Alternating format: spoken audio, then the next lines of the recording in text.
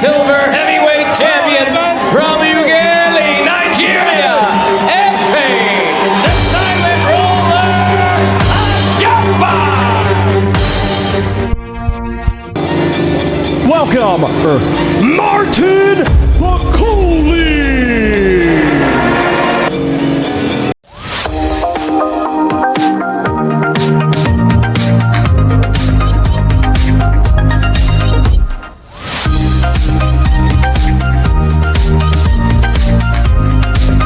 Bonjour chers amis de boxe, bienvenue à Coup de Poing Box Info. Bakole contre Ajagba, clé de la victoire. Chapitre 1. Un affrontement de style de grande envergure.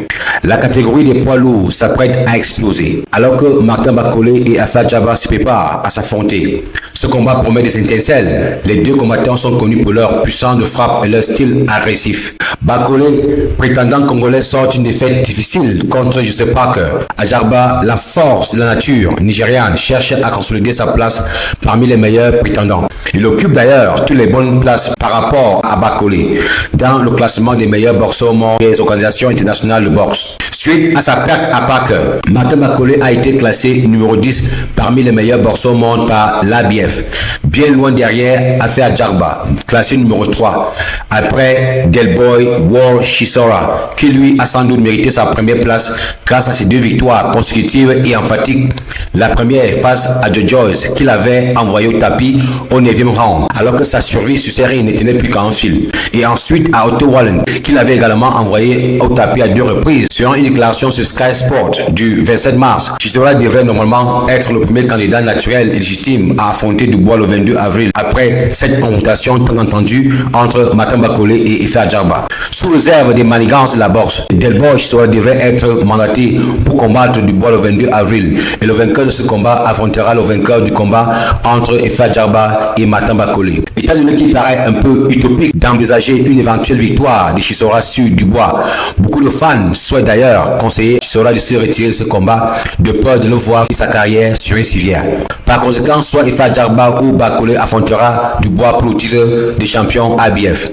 Ajagba est également classé numéro 3 par la WBC et Bakole numéro 4 après Lawrence Okole numéro 1 et Anthony Joshua numéro 2. La seule organisation où Efe Ajagba ne fait pas partie des 10 meilleurs boxeurs au monde est la WBA. Bakole lui par contre y figure en 6e position devancé par Fabio Wale en tête, Moses Tama en 3e position qui malheureusement à 20 ans ne battra plus le record de Ian McTazen comme le plus jeune boxeur à devenir champion du monde. Martin Bakole est aussi devancé dans ce classement par Michael Hunter qui vient en 2e position et à qui il avait déjà perdu au cours d'un combat dans lequel il s'était brisé le bras et était donc obligé de poursuivre le combat en mode suivi. Il convient également d'observer que ni Efe Ajagba ni Bakole ne figurent parmi les 10 meilleurs boxeurs au monde dans le classement de la WBO. Ce combat est donc crucial pour l'avenir des deux boxeurs dans la catégorie des poids lourds. Les fans attendent avec impatience ce choc de style. Bakole est un combattant qui exerce une pression constante avec un menton de granit. Un menton qui nous rappelle un peu celui du Juggernaut Joe Joyce avant que celui-ci ne soit finalement brisé par des Chinese Powers Liseng.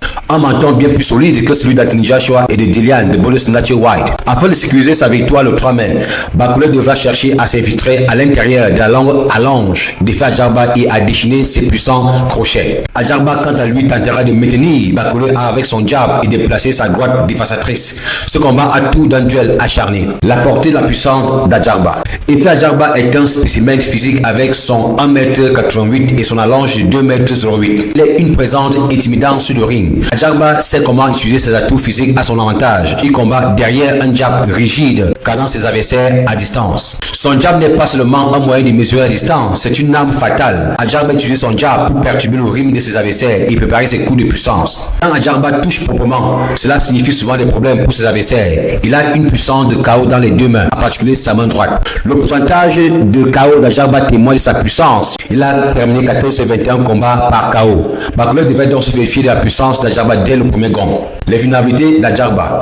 Bien qu'Ajagba possède de bonnes qualités, il n'est pas sans faiblesse. Un domaine où il a montré une certaine vulnérabilité est face aux adversaires qui peuvent le presser et réduire son allonge. Ajagba peut parfois être entraîné dans une bagarre, ce qui peut annuler ses avantages de taille et de technique. Dans ce genre de contexte, les frappes d'Ajagba sortent comme ça sort, sans réflexion ni calcul ou intelligence. Une configuration est peu calculée sur le combat entre Daniel Dubois et le Ghanéen Richard Larté. Il y a des préoccupations pour Ajagba et sa défense.